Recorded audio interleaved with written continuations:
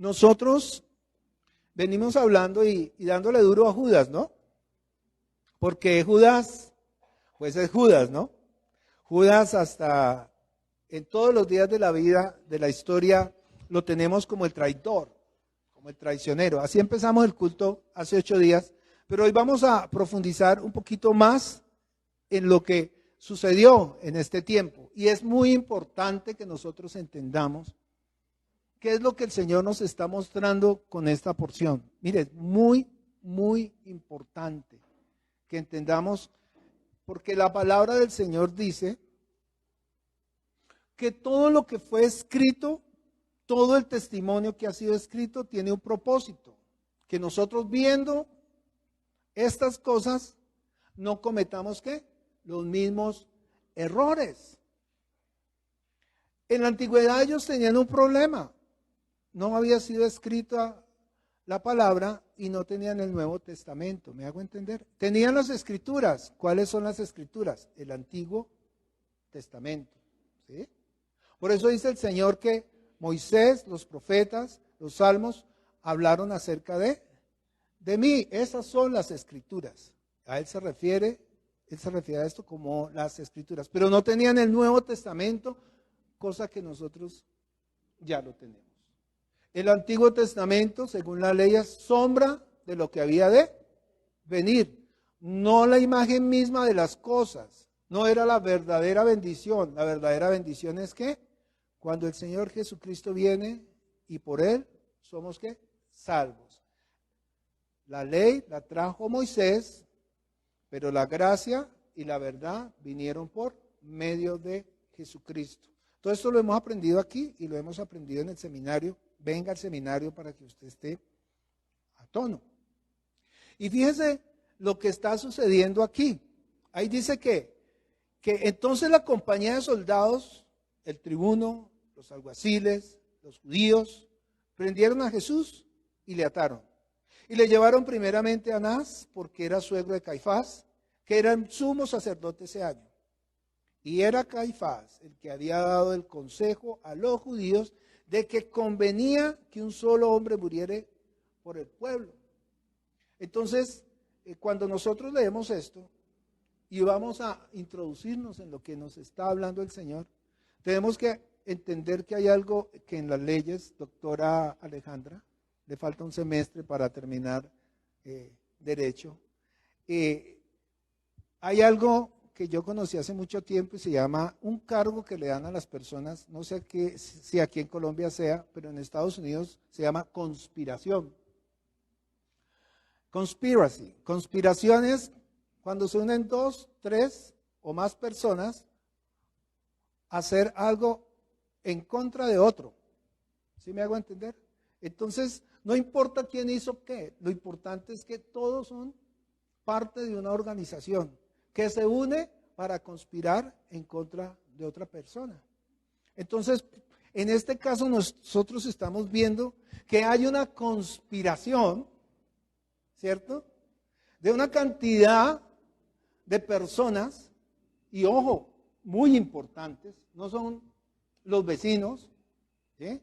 Sino son los gobernantes. Leímos el Salmo 2, vamos un momentico al Salmo 2, para que veamos lo que decía David acerca de esta situación. Dice así, Salmo 2, ¿por qué se amotinan las gentes y los pueblos piensan cosas vanas?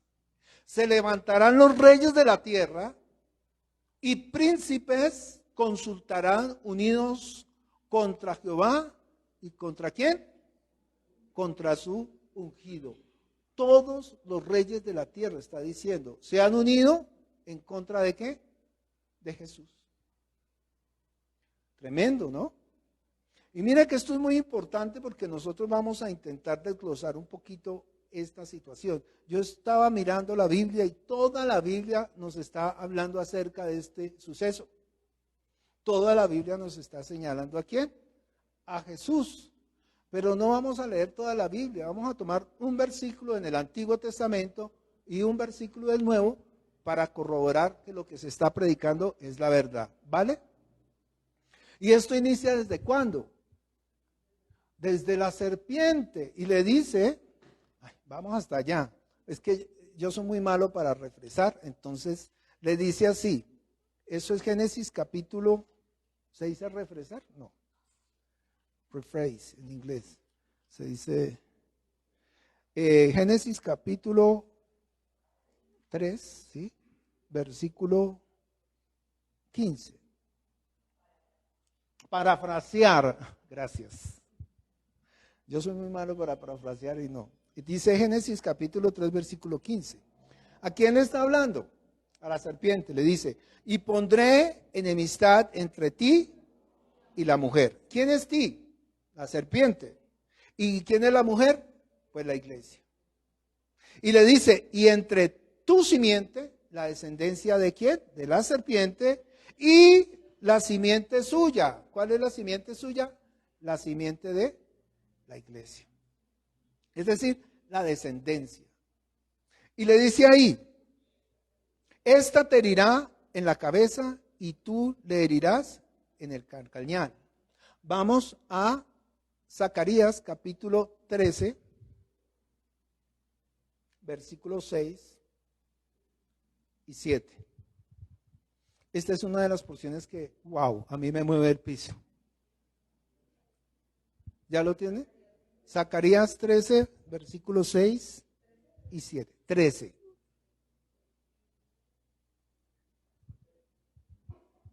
Dice ahí, ¿ya lo tiene? Y le preguntarán, ¿qué heridas son estas en tus manos? Y él responderá, con ellas fui herido en casa de ¿quién? De mis amigos. Levántate, oh espada, contra el pastor y contra el hombre compañero mío, dice Jehová de los ejércitos. Hiere al pastor y serán dispersadas las ovejas, y haré volver mi mano contra los pequeñitos. Tremendo, ¿no? Herirás al pastor y se van a ¿qué? Dispersar las ovejas. Juan 16, 32 y 33. Por favor, búsquelo. Recuerde que el propósito del culto es que usted tome nota y que sea sabio como los de Tesalónica, ¿cierto? ¿Quién eran más sabios? ¿Los de Berea o los de Tesalónica? Los de Berea eran más sabios porque ellos tomaban las escrituras, lo que Pablo y Sila le habían enseñado, y tomaban nota e iban a sus casas y revisaban que todo lo que se les predicaba era ¿qué? La verdad. Por favor, tome nota y revise. Juan 16, 32, 33 dice, mirad, la hora viene y ha llegado en que seréis esparcidos cada uno por su lado y me dejaréis ¿qué? Solo. Sin embargo, no estoy solo, porque el Padre está conmigo. Estas cosas os he hablado para que en mí tengáis paz.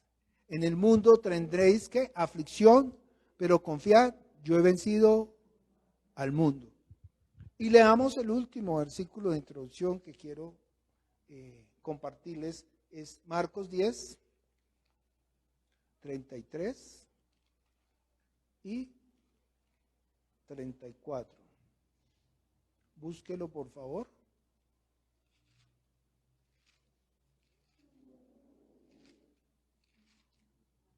Marcos 10, 33 y 34. ¿Y estamos hablando de qué? De la conspiración. Conspirar contra alguien. Y dice ahí el versículo 33. ¿Ya lo tienen? Dice así. He aquí, ¿quién está hablando?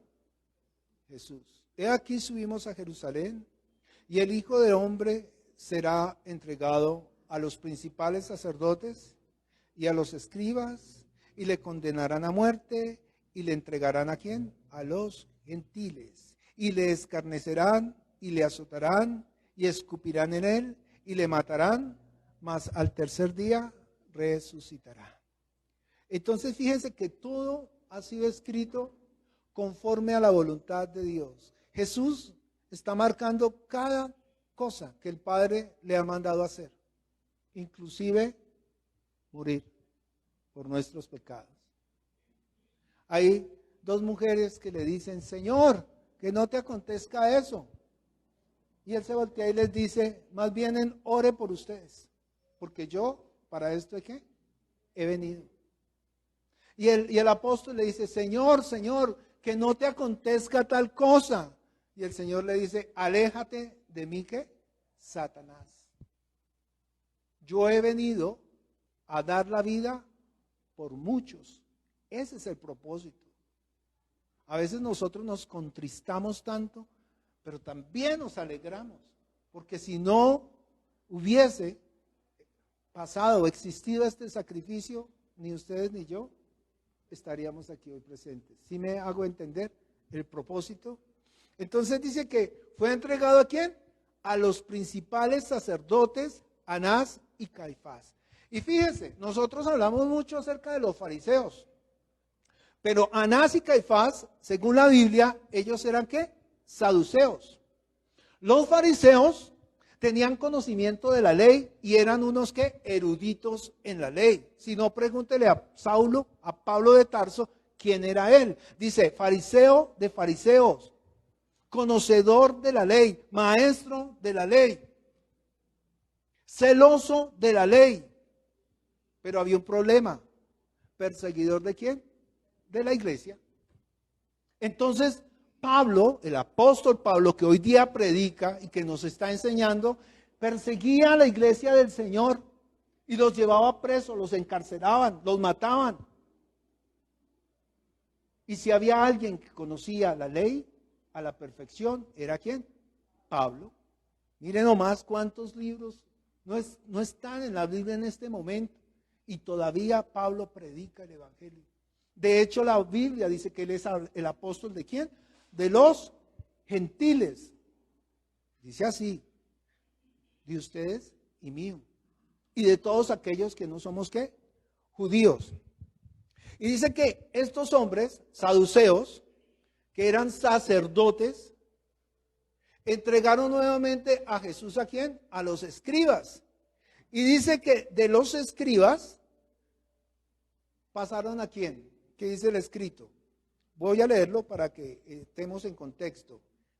He aquí subimos a Jerusalén, palabras de Jesús, y el Hijo del Hombre será entregado a los principales sacerdotes, Anás y Caifás, y a los escribas, y de los escribas ¿a quién pasarán? Dice, fue condenado a muerte y será entregado a los gentiles. ¿Quiénes son los gentiles? O en ese momento, los romanos. ¿Y qué hace Poncio Pilato, que era soldado romano? Toma a Jesús y se lo envía ¿a quién? A Herodes. Dice la escritura que Herodes anhelaba conocer a Jesús para que Jesús le hiciera un milagrito. Así había escuchado de la fama de Jesús y esperaba conocer a Jesús para verle haciendo alguna cosa. Pues resulta que cuando se lo mandan a Herodes, el Señor Jesucristo no hizo absolutamente nada. Entonces Herodes se disgusta y se lo devuelve ¿a quién? A Poncio Pilato. Y hay algo muy particular y que es importante que nosotros entendamos hoy. ¿Por qué Herodes estaba en esos días allí? Porque iban a celebrar la Pascua. Entonces fíjese, fariseos, saduceos, escribas, los gobernantes, los alguaciles, Poncio Pilato, toda la plana mayor confabulada en contra ¿de quién? De Jesús. Mire, rapidito así, Lucas capítulo 4, para que entendamos quiénes eran todos estos hombres. Lucas 4, versículo 1. Para que entendamos el momento tan tremendo, ¿no? En la historia, Lucas capítulo 3, versículo 1. Y Lucas, el tiempo que se toma para describir lo que estaba sucediendo. Dice así, en el año 15, cuente usted, del imperio de Tiberio César, siendo gobernador de Judea Poncio Pilato, y Herodes, tetrarca de Galilea, y su hermano Filipe, tetrarca de Iturea, de la provincia de Traconite, y Lisanias, tetrarca de Abilinia, siendo sumos sacerdotes Anás y Caifás, vino palabra de Dios a Juan, hijo de Zacarías, en el desierto. Fíjese, todos estos personajes históricos estaban viviendo este tiempo con Jesús. Y todos estos personajes históricos confabularon contra Jesús. Los reyes unidos se amotinan en contra de un hombre que nació en el pueblo más, iba a decir pobre, más humilde, en el barrio más humilde, de la familia más humilde, donde ellos sacrificaron por este niño, cumplieron los ritos del sacrificio a los 8 días de nacido. ¿Sacrificar qué? 2 tortolitas, porque no tenían ni para un corderito ni para un becerro. ¿Sí me hago entender? Lo menos, de lo más vil y menospreciado. Entonces todos estos se amontonaron en contra de ¿quién? De Jesús. Y fíjese que estábamos hablando de que Herodes estaba allí porque iban a celebrar la Pascua. ¿Ustedes recuerdan cuál es el propósito de la Pascua? Sí hemos hablado de la Pascua. No son los huevitos como en Estados Unidos de colores y el conejito. No, eso no, los huevos de Pascua. No, eso es pura carreta. ¿Sí? La Pascua es la celebración cuando el pueblo de Israel estaba cautivo, ¿cierto? Y ellos toman el cordero, sacrifican el cordero en esa noche, traspasan su carne, vierten la sangre del cordero, ponen el cordero y lo asan, comen el cordero apresuradamente, y esa noche ellos están vestidos, listos, con las sandalias, digámoslo así, con las botas puestas, porque el Señor les va a dar el parte, la orden para que salgan de la esclavitud a la libertad. Esa es la Pascua y eso es lo que celebra la Pascua, pasar de las tinieblas a la luz, de la esclavitud a la libertad. Y eso es lo que conmemoran los judíos. Y ellos están celebrando esto, están celebrando la Pascua, pero no han entendido, porque sus ojos están velados, que la Pascua misma es ¿quién? Jesucristo. Él es el Cordero inmolado. Y estaba sucediendo exactamente lo que está escrito en Génesis, si es Génesis, Éxodo 12 o Génesis 12, perdóneme, búsquelo ahí, Éxodo 12, 14. Porque Él es el Cordero, su sangre fue vertida, fue levantado en una cruz, como se hacía con el cordero. Usted mire en internet, métase en internet, cómo inmolaban el cordero. Y básicamente el cordero lo asaban en un palo cruzado, como una cruz. Y usted lo ve ahí. Y eso es lo que representaba ese cordero. Jesús, Jesús. Y ese era el cumplimiento de todo lo que estaba escrito en el Antiguo Testamento. ¿Hasta ahí voy bien? ¿Me estoy dando a entender? Perdón. Imagínense, todos ellos estaban celebrando ¿qué? La Pascua.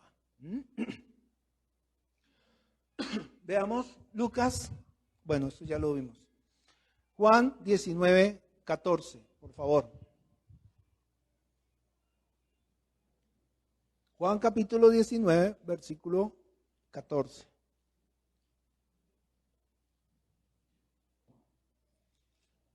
¿Quiénes estaban ahí? ¿Ya lo tienen?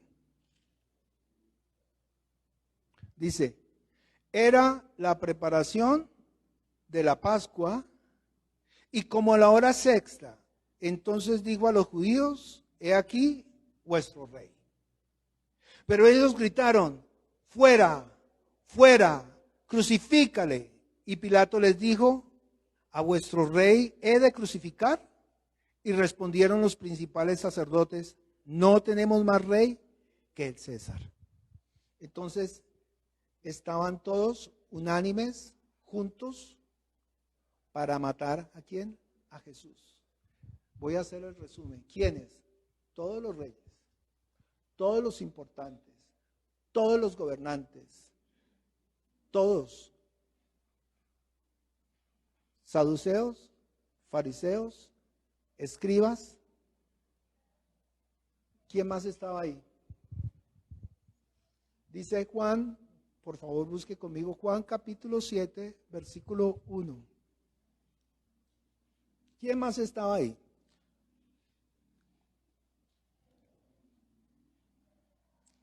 Es que nosotros debemos entender el propósito de esta muerte tan tremenda. Dice ahí, después de estas cosas andaba Jesús en Galilea, pues no quería andar en Judea, porque los judíos procuraban ¿qué? Matarle. Estaba cerca la fiesta de los judíos, la de los tabernáculos, y le dijeron a sus hermanos, sal de aquí, vete de Judea para que también tus discípulos vean las obras que haces. Mira, ellos estaban y sabían que Jesús hacía obras. Y le dicen, vete de aquí, Jesús, vete de aquí, váyase para otra parte. Versículo 3. Y le dijeron sus hermanos, sal de aquí, vete de Judea para que también tus discípulos vean las obras que haces. Porque ninguno que procura darse a conocer hace algo en secreto. Si estas cosas haces, manifiéstate al mundo. ¿Por qué le preguntaban y por qué le decían ellos esto a Jesús? Versículo 5. Porque ni aún sus hermanos creían en él. Aparte de todos los gobernantes, mire, sus hermanos, ¿qué dice? No creían en él. Imagínense, ¿qué pueden pensar? Si sus familiares, vamos a Marcos 3, 20, 21. Marcos 3, 20 y 21 dice. Y se agolpó la gente, de modo que ellos ni aún podían comer el pan. Cuando oyeron, ¿quiénes? Los suyos. Cuando oyeron, ¿alguien tiene otra versión? Este versículo 21. Que la diga con voz de trompeta. Versículo 21. Yo lo leo primero y después Dianita, con micrófono. Marcos 3, 21. Primero leo. Dice, cuando lo oyeron los suyos, vinieron para prenderle, porque decían, este está fuera de sí. ¿Qué quiere decir estar fuera de sí? Este está loquito. Sus mismos parientes decían, Jesús está ¿qué? Loquito. ¿Cómo dice esa versión? En voz. Una versión que diga diferente. Por favor, traducción, lenguaje actual. César, ya que tienes voz de trompeta, dale. Cuando los familiares de Jesús supieron lo que hacía, fueron para llevarse, porque decían que se había vuelto loco. Imagínense, no le paren bolas, es que él está mal. Por eso es que el Salmo es claro. Todos se reunieron y todos fueron parte. Sigamos leyendo. Leamos Mateo 12, 46 y 50. Anote. Mateo 12, 46 y al 50. Dice ahí. Mientras él aún hablaba a la gente, he aquí su madre y sus hermanos estaban fuera y le querían hablar. Y le dijo uno, he aquí tu madre y tus hermanos están afuera y te quieren hablar. Respondiendo él al que le decía esto, dijo, ¿quién es mi madre y quiénes son mis hermanos?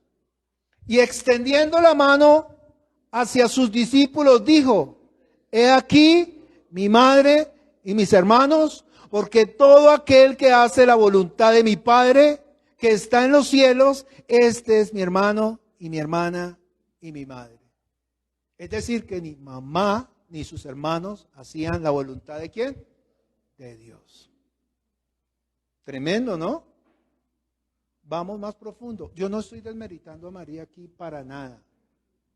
No, ni le quiero bajar de su estatus. No, porque igual es un siervo, fue un siervo igual que usted y como yo. ¿Sí me hago entender? Para nada. No hay discriminación. Pero miremos Lucas 11:27.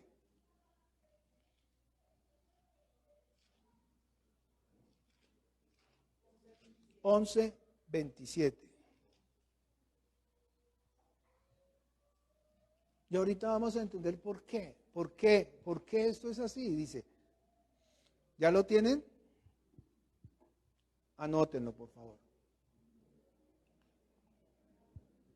Mientras él decía estas cosas, una mujer de entre la multitud levantó la voz y le dijo, bienaventurado el vientre que te trajo y los senos que mamaste. Y él dijo, antes bienaventurados los que oyen la palabra de Dios y la guardan. ¿Entiende eso? Ni siquiera su mamá estaba guardando la palabra de Dios. Con todo respeto, duélala a quien le duela. Pero todos, ¿qué? Le dejaron, ¿no? Dice la Escritura. Marcos 14:50, y este es el último versículo que yo les pido ahorita que busquemos. Así que lo leamos textualmente. Marcos, ¿qué? Dije. Se me perdió. 14:50. Sí. Dice ahí.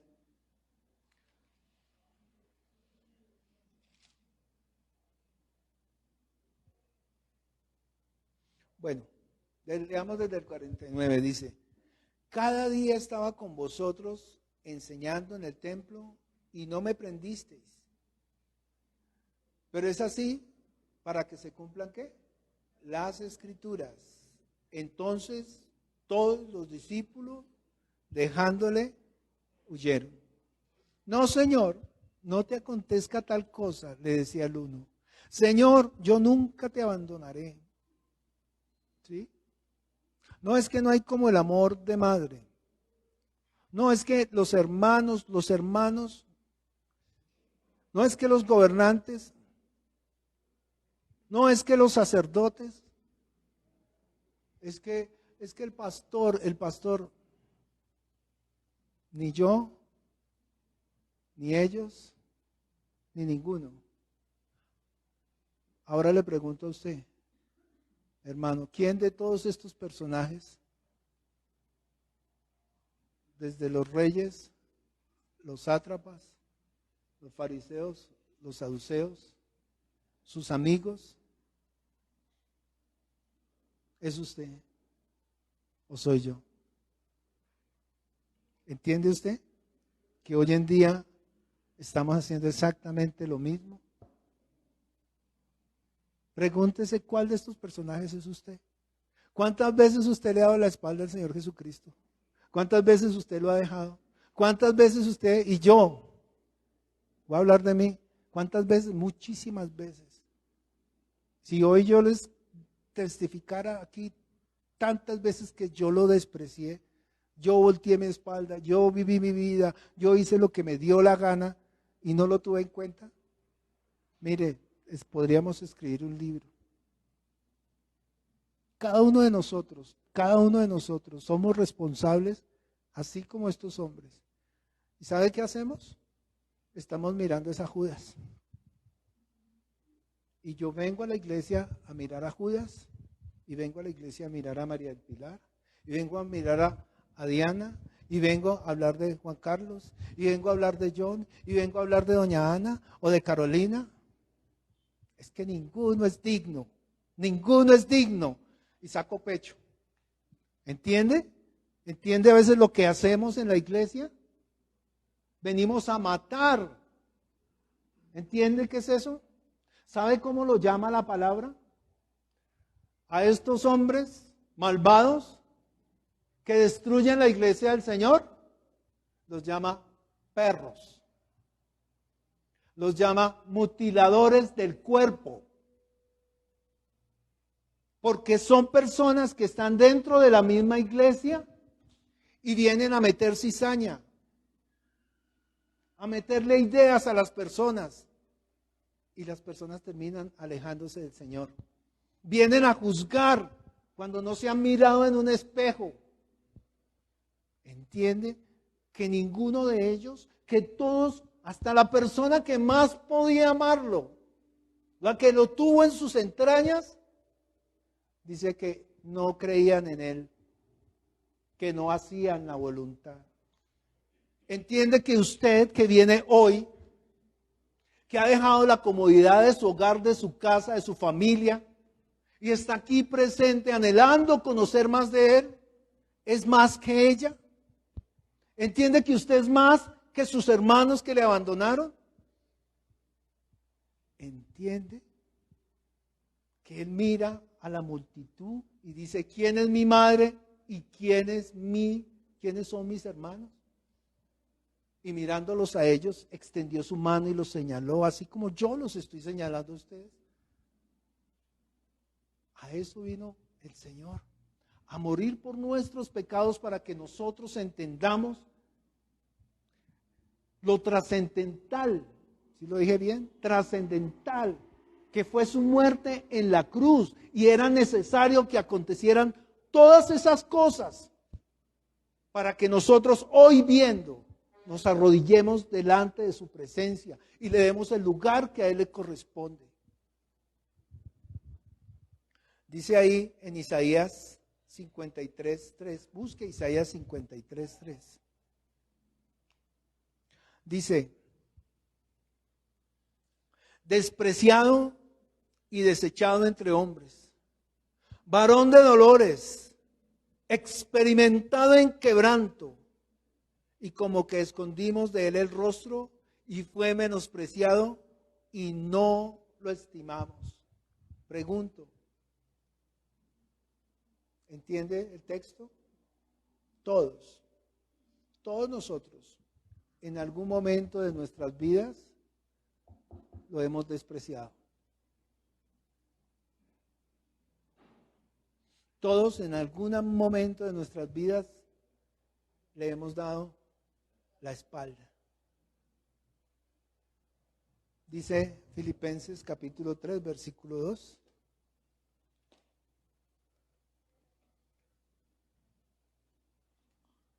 Mira lo que dice. Pues yo ya lo dije, pero quiero leerlo. Filipenses 3, 2. Dice, leamos desde el 1.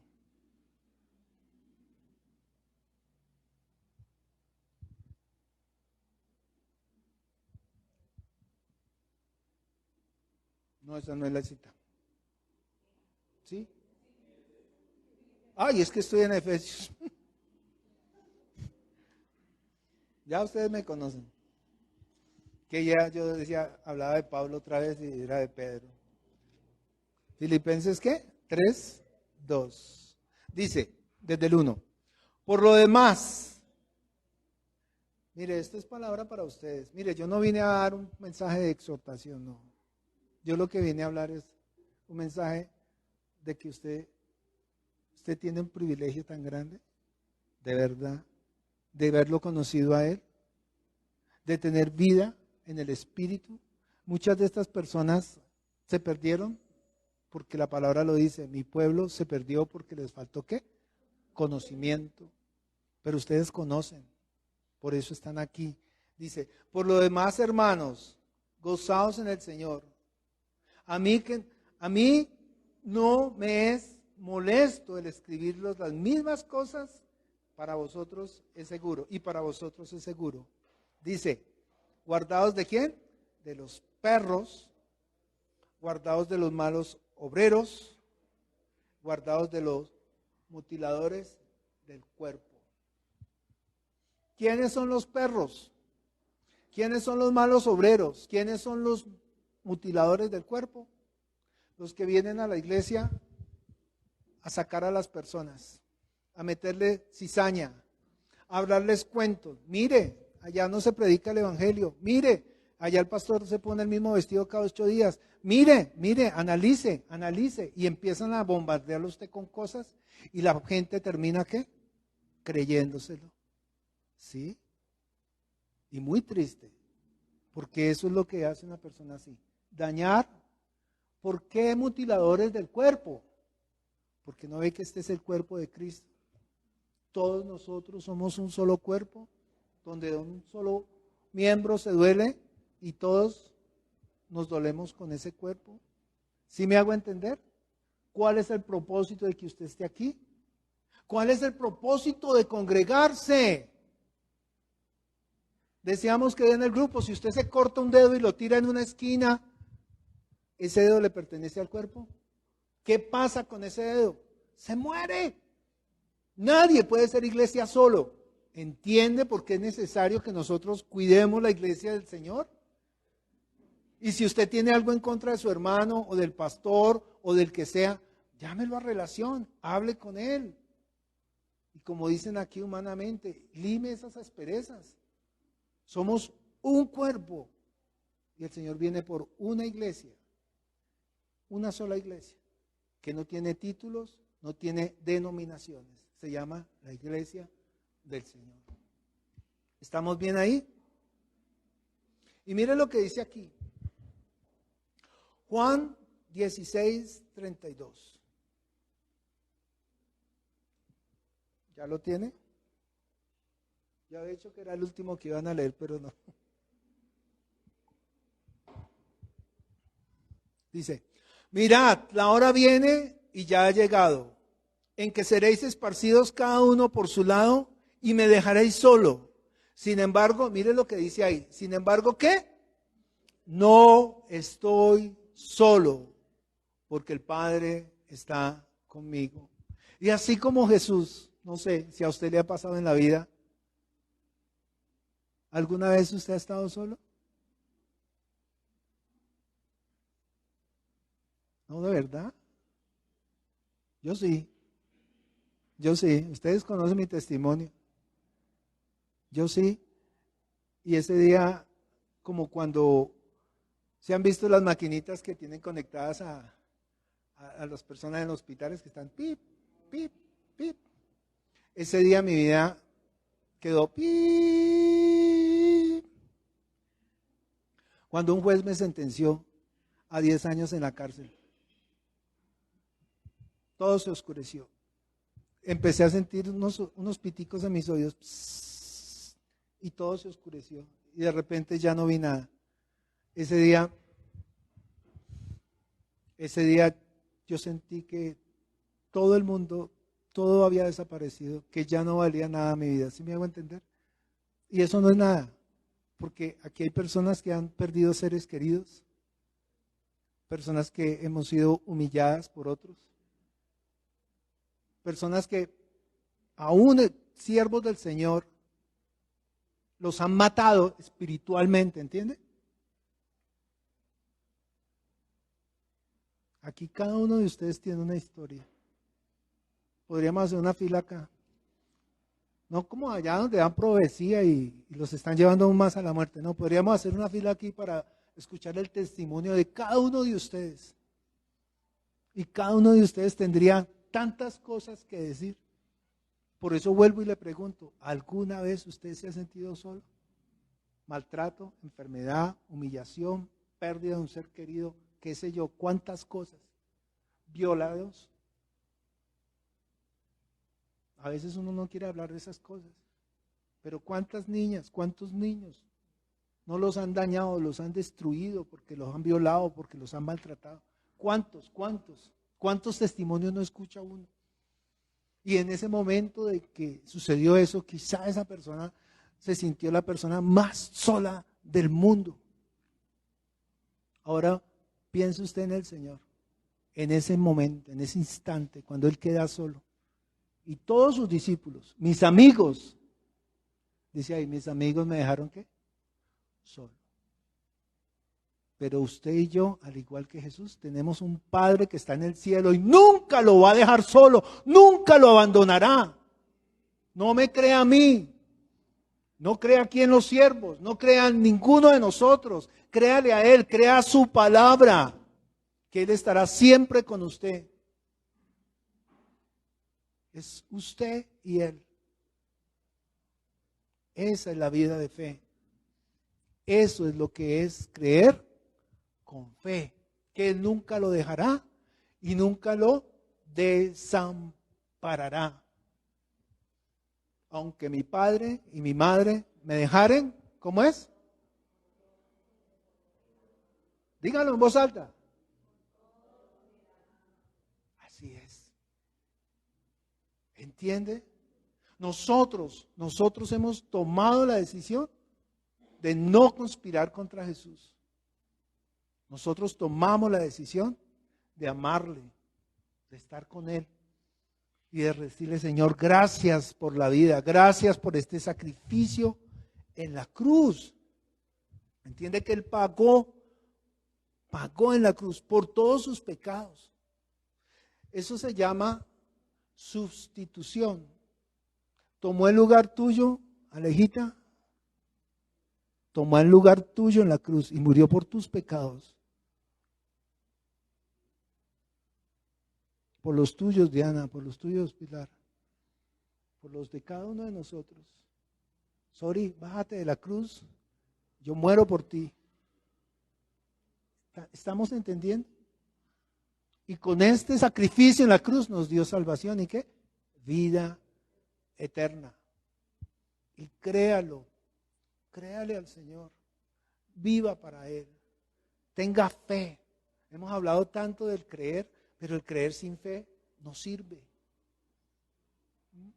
La fe es certeza, la fe es convicción. Estoy totalmente seguro que Él murió en la cruz por mis pecados. Eso significa salvación y vida eterna. Le decía yo a una persona esta semana que se siente así. Le traen la mujer hallada en adulterio a Jesús. Y dice ahí, por probarlo, a ver qué iba a hacer Él. ¿Y qué le dice Él? Mujer, ni yo te condeno. Entonces, ¿quién soy yo? Un Judas. ¿Quién soy yo? Un sátrapa. ¿Quién soy yo? Un sacerdote de la ley. ¿Quién soy yo? Un saduceo. ¿Quién soy yo? ¿Como Herodes? Si no fuera por la misericordia de Cristo, miserable de mí, dice el apóstol. Miserable de mí. Hoy es el día para que usted reciba al Señor en su corazón. Hoy es el día para que usted entienda. Hoy es el día en que usted puede acercarse a Dios. ¿Sabe qué dice Él? Que por su sangre somos limpios de todo pecado y nos podemos acercar delante de Él como si nunca hubiésemos pecado.